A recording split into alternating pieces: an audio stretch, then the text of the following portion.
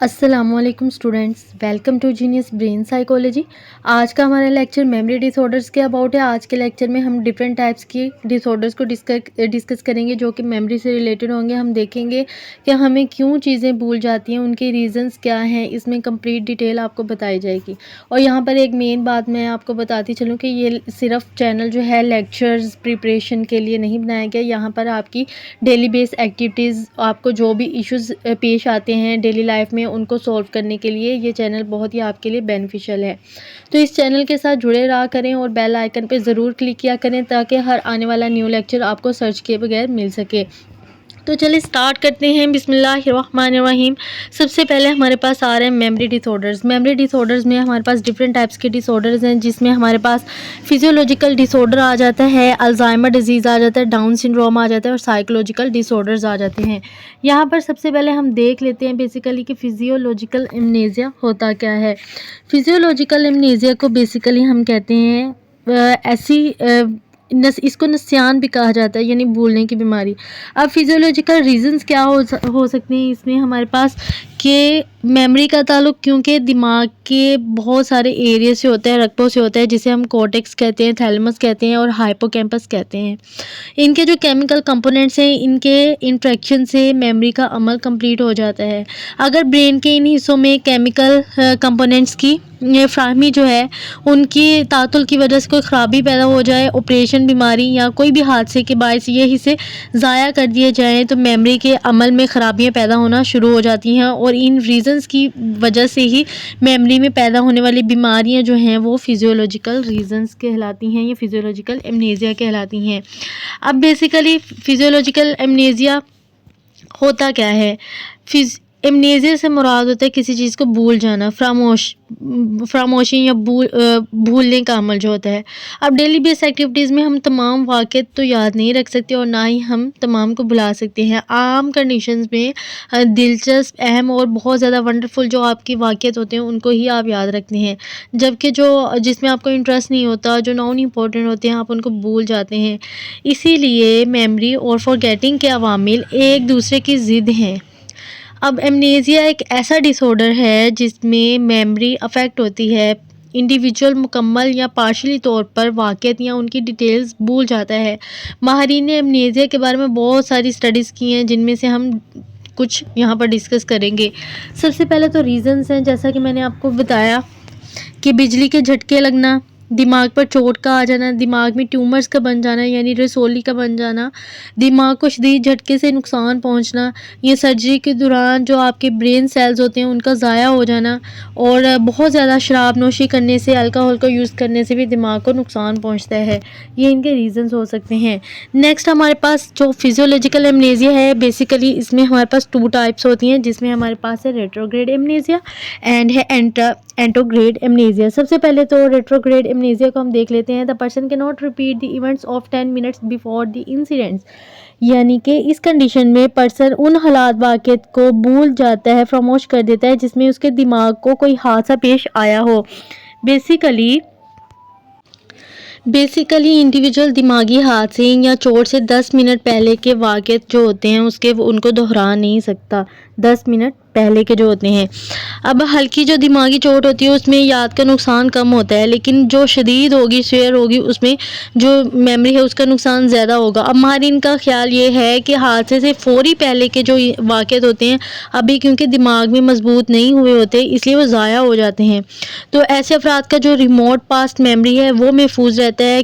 क्योंकि ऐसे वाक़यात हादसे से पहले नॉर्मल अंदाज में दिमाग में महफूज किए गए होते हैं, इसलिए इसको हम कहते हैं रेट्रोग्रेड एमनेसिया। नेक्स्ट हम देख लेते हैं, वो है हमारे पास एंटोग्रेड एमनेसिया। एंटोग्रेड एमनेसिया में हमारे पास क्या होता है बेसिकली कि ये एमनेसिया की वो सूरत है जिसमें इंडिविजुअल दिमागी चोट के बाद वाले वाक़यात को याद नहीं रख सकता। रेट्रोग्रेड में पहले वाले थे, यहाँ पर बाद वाले हैं।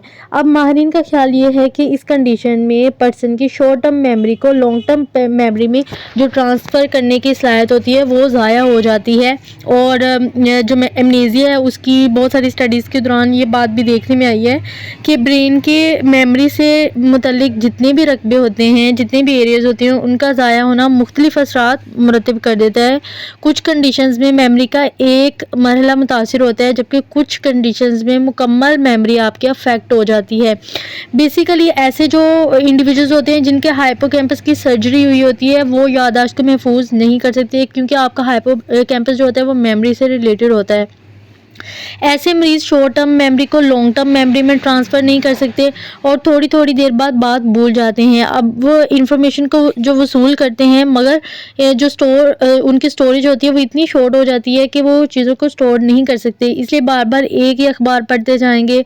हर रोज़ उस डॉक्टर का नाम पूछेंगे जो कि बहुत लॉन्ग टाइम तक उनका इलाज कर रहा होता है। एक ही क्वेश्चन है उसको बार बार सॉल्व करेंगे, डेली बेसिस पे सॉल्व करेंगे। इससे ज़ाहिर ये होता है कि ये जो पेशेंट्स होते हैं, क्लाइंट्स होते हैं, वो तहफ़्फ़ुज़ के लैक ऑफ स्टोरेज का शिकार हुए होते हैं। और ऐसे क्लाइंट्स जिनका हाइपोकैम्पस दुरुस्त हो मगर थैलेमस को नुकसान पहुंचा हो तो वो इनकोडिंग और रीट्राइवल में नाकाम रहते हैं। ऐसे क्लाइंट्स इंफॉर्मेशन को समझने और फिर उनको रिकॉल करने में यानी दोहराने में बहुत सारी मुश्किलों का शिकार होते हैं। तो इसको हम कहते हैं एंटोग्रेड एमनेसिया। नेक्स्ट हम देख लेते हैं, हमारे पास आ रहा है अल्जाइमर डिजीज़। अल्जाइमर डिजीज़ में बेसिकली हमारे पास क्या होता है, the memory of a person suffering from this disease is affected and this disease is seen in old age. Alzheimer की बीमारी ऐसी होती है कि इस कंडीशन में जो इंडिविजुअल है उसकी याददाश्त मुतासर होती है। पर्सन ठीक से कम्युनिकेट नहीं कर पाता, बहुत ही इररेलेवेंट गुफ्तगू कर रहा होता है, किसी भी मामले पर ज़्यादा देर तक वो अटेंशन नहीं दे सकता। अब ये जो होती है ये 40 साल की उम्र में स्टार्ट हो जाती है। 40 साल की उम्र के बाद असाबी तोड़-फोड़ शुरू हो जाती है बेसिकली, और बुढ़ापे में इसका अमल जो होता है वो और भी तेज़ हो जाता है। इसलिए ये बीमारी अमूमन आपको बुढ़ापे में देखने के मिलेंगी। इसमें जो टेम्पोरल लोब्स हैं, हाइपोकैम्पस हैं, वो सिकुड़ जाते हैं और दिमाग में मौजूद पैगाम की तरसील वाले जो सेल्स हैं यानी कि एसिटाइलकोलिन ट्रांसमीटर्स जो है न्यूरोट्रांसमीटर्स, वो ज़ाया होकर कम होना शुरू हो जाते हैं, जिससे आपके जो मैसेजेस हैं वो सही तौर पर ट्रांसफ़र नहीं हो सकते। अब बहुत ज़्यादा जो फॉरगेटिंग है उसकी कैफियत बहुत ज़्यादा तारी हो जाती है। अब स्किज़ोफ्रेनिया के मरीज़ जो होते हैं उनकी बात कर लें कि जो स्किज़ोफ्रेनिया के पेशेंट्स होते हैं उनमें भी ऐसी ही सिम्टम्स मौजूद होती हैं जो कि यहाँ पर हम अल्जाइमर की डिस्कस कर रहे हैं। बेसिकली आपने मुझे कमेंट सेक्शन में बताना है कि क्या आपके घर में कोई अल्जाइमर का पेशेंट है। नेक्स्ट हम देख लेते हैं, हमारे पास आ रहा है डाउन सिंड्रोम। डाउन सिंड्रोम में क्या होता है कि in this the individual chromosomes have become 47 instead of 46। Their intelligence score is between 25 to 45 sorry. ये एक ऐसी बीमारी है, इसमें पर्सन के जो क्रोमोसोम्स हैं वो 46 की बजाय 47 हो जाते हैं, यानी कि एक इंक्रीज़ हो जाता है, और इसके बायस वो ज़हनी पसमानदगी, इंटेलेक्चुअल डिफ़िकल्टी का शिकार हो जाते हैं। पर्सन की जो याददाश्त है इंडिविजुअल की वो बेहद कम रह जाती है और इनकी जो जहानत का स्कोर होता है वो 25 से 45 होता है।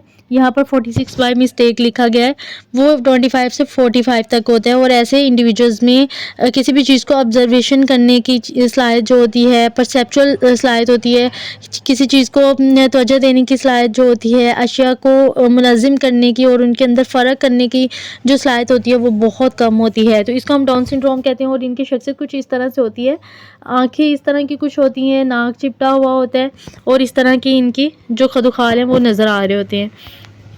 नेक्स्ट हमारे पास आ रहे हैं साइकोलॉजिकल रीजंस। हम देख लेते हैं, पहले हमने फिजियोलॉजिकल रीजंस देखे थे, अब हम साइकोलॉजिकल रीजंस देख रहे हैं मेमोरी डिसऑर्डर्स के। इसमें हमारे पास आ रहा है डिसोशिएटिव डिसऑर्डर्स आ रहा है, लोकलाइज्ड एमनेसिया आ रहा है, सिलेक्टिव एमनेसिया आ रहा है और जनरलाइज्ड एमनेसिया आ रहा है। हम इनको बार बार डिस्कस करेंगे। सबसे पहले तो देख लेते हैं साइकोलॉजिकल डिसऑर्डर्स बेसिकली होते क्या है। साइकोलॉजिकल डिसऑर्डर्स हम उनको कह रहे होते हैं जिसमें हमारे पास वो खराबियाँ होती हैं जो पर्सन की सोच, कंडीशंस, हालात और टेंशन, एहसास गुनाह या दीगर ज़हनी अमाल की वजह से पैदा हो रही होती हैं। अब जो मेमोरी है उसकी बहुत सारी साइकोलॉजिकल ख़राबियाँ जो होती हैं बेसिकली उन्हीं को हम साइकोलॉजिकल रीजंस कह रहे होते हैं। इन खराबियों के दौरान मेमोरी में कोई भी फिजियोलॉजिकल नुक्स पैदा नहीं होता और तमाम याददाश्त जो होती है वो जहन में ही महफूज होती है, ज़ाया नहीं होती। फिजियोलॉजिकल में आपकी मेमोरी वेस्ट हो जाती है लेकिन इसमें नहीं होती, मगर इंडिविजुअल अपनी याददाश्त का नामुवाफिक हालात या दीगर साइकोलॉजिकल रीजंस की वजह से रिकॉल करने में नाकाम रहता है, क्योंकि साइकोलॉजिकल रीजंस होती हैं बहुत सारी जिसकी वजह से वो चीज़ों को दोहरा नहीं पाता। अगर पर्सन का नफ्सियाती इलाज किया जाए, साइकोलॉजिकल ट्रीटमेंट उसको दिया जाए, तो ये जो हालात होती हैं इनकी तलखी बहुत ज़्यादा कम हो जाएगी और ये याददाश्त जो होती हैं उनकी वापस आ जाएगी। बेसिकली हम देख लेते हैं अब डिसोशिएटिव डिसऑर्डर्स क्या होते हैं और ये साइकोलॉजिकल डिसऑर्डर्स की ही टाइप्स हैं। डिसोशिएटिव डिसऑर्डर्स ये एक ऐसा डिसऑर्डर होता है, ये डिसऑर्डर्स का एक ऐसा ग्रोह है जो कि पर्सन के नाकाबिल कबूल और गैर हकीकी बिहेवियर की वजह से पैदा हो रहा होता है। पर्सन अपनी जो तशवीश होती है उससे छुटकारा हासिल करना चाहता है, एंग्जाइटी से छुटकारा हासिल करना चाहता है और इसके लिए वो अनकॉन्शियसली तौर पर उन रद्द-ए-अमल को अपनाता है और इस तरह वो दीगर तमाम जो रिस्पॉन्सिबिलिटीज़ होती हैं उनसे बचने के साथ साथ अपनी पर्सनैलिटी से भी वो फाइट और फ्लाइट की सिचुएशन पैदा कर रहा होता है। बेसिकली वो फ्लाइट इख्तियार कर रहा होता है, यानी कि फ़रार हासिल करने की कोशिश कर रहा होता है और इसकी डिफरेंट टाइप्स हैं, जिसमें अभी मैंने बताया कि लोकलाइज्ड एमनेसिया, डिसोशिएटिव एमनेसिया है, डिसोशिएटिव फ्यू है, आइडेंटिटी डिसऑर्डर एंड डीपर्सनलाइजेशन है। सबसे पहले तो डिसोशिएटिव डिसऑर्डर है, डिसोशिएटिव एमनेसिया। इसको देख लेते हैं। जैसे कि पीछे भी हमने पढ़ा कि एमनेसिया से मुराद होता है किसी चीज़ को भूल जाना।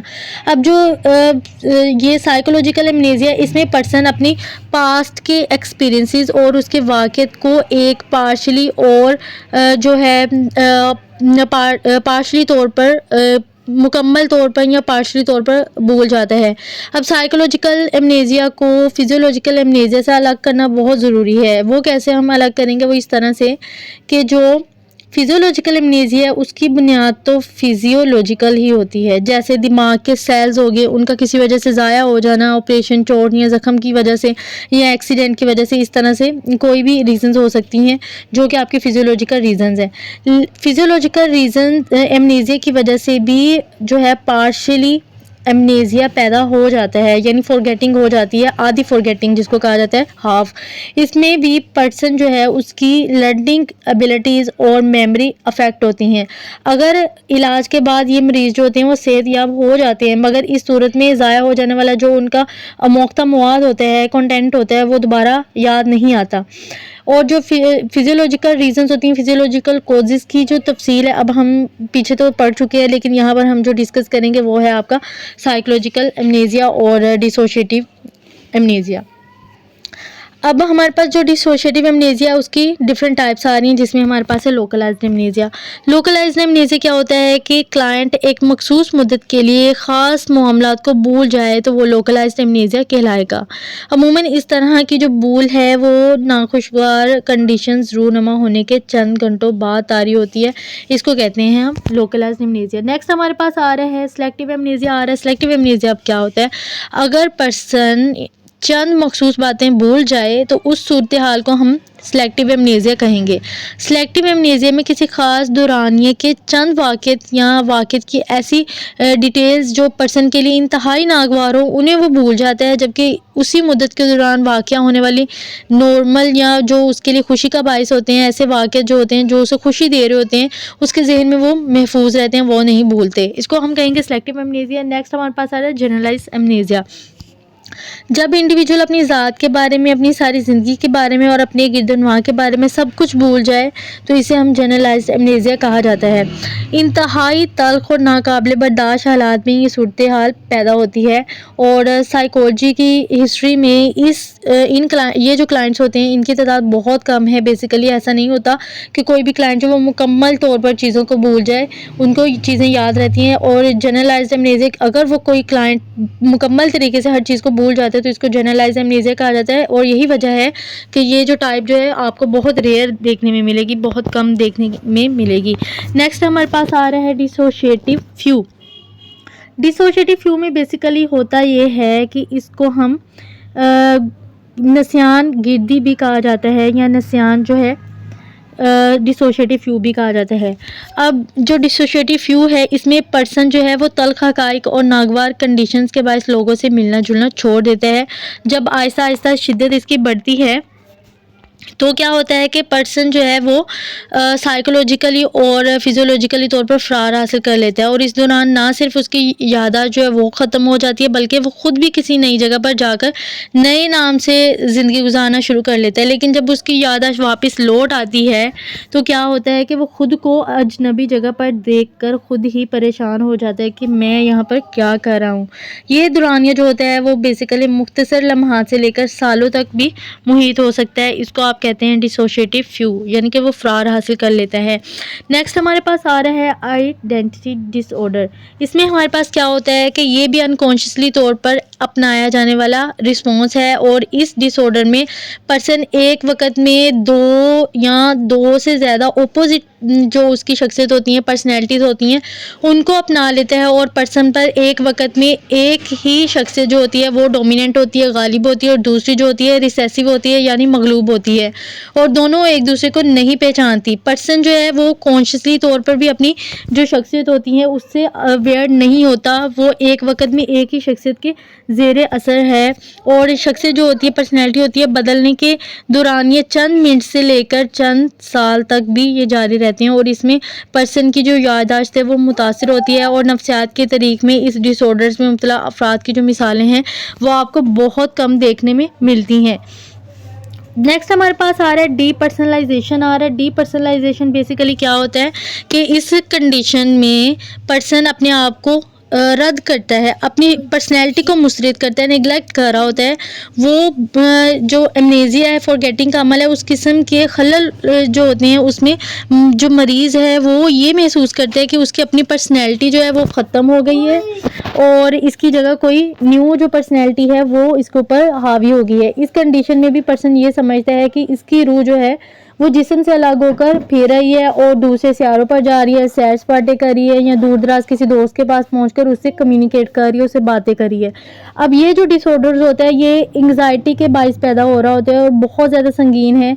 जब ये कंडीशन तारी हो तो पर्सन की जो दूसरों के बारे में राय होती है और ख़ुद अपने बारे में जो डिसीजन मेकिंग होती है वो बहुत ज़्यादा चेंज हो जाती है। पर्सन ख्याली दुनिया में रहता है और रियलिटी जो होती है उससे बिल्कुल ही डिस्कनेक्ट हो जाता है, राब्ता ख़त्म कर देता है। और इस मर्ज़ के बाद जो स्टेज आती है वो स्किज़ोफ्रेनिया की आती है, यानी कि डीपर्सनलाइजेशन का अमल ज़्यादा हावी हो जाए तो पर्सन जो है वो स्किज़ोफ्रेनिया का शिकार हो जाता है।